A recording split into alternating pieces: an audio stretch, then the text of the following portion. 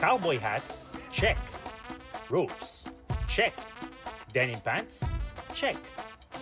Akalain mong nasa Wild Wild West ka. Pero ang mga cowboy at cowgirls na yan, mga Pilipino.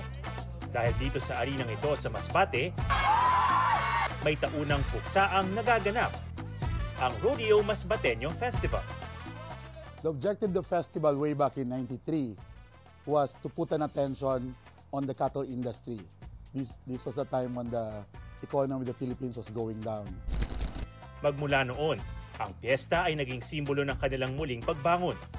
Hanggang noong 2002, idineklarang Rodeo Capital of the Philippines ang Masbate, na hindi lamang tahanan at pastulan ng mga baka, kundi tahanan din ng mga ranchero tulad ni Noli.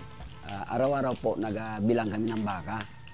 Tapos kung may sugat, pinapasok namin sa koral, ginagamot. Malagaan rodeo festival dito sa amin. Ang kasama namin ng mga cowboy, nakakatira sila. Ngayong taon, bida ang 13 school organizations na lumahok at nagpakitang gilas. Ang tutok ng RMI, ang iniimbitahan ngayon, may pag-focus sa mga estudyante. Kasi ito ang nakikita naming pundasyon. Napakabata nila, nasa elementary and high schools, actively and efficiently can do their job as cowboys.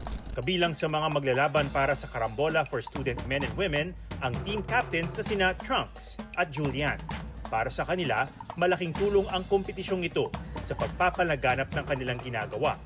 Since advanced naman talaga yung teknolohiya ngayon, makatulong po ito ng pag-share ng very accurate information po, especially sa rodeo culture po, yung proper restraining sa animals, at ito po yung proper na restraining sa safety din sa mga farmers, sa mga ranchero.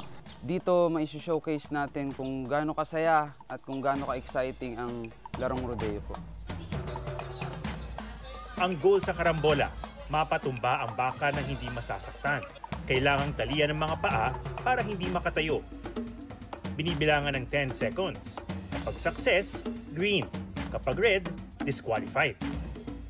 Para sa mga cowboy at cowgirl gaya ni na Trunks at Julian, ang buhay ay parang rodeo lamang. Life is unexpected at grabe ang well. At kailangan mo i-face head-on, parang rodeo.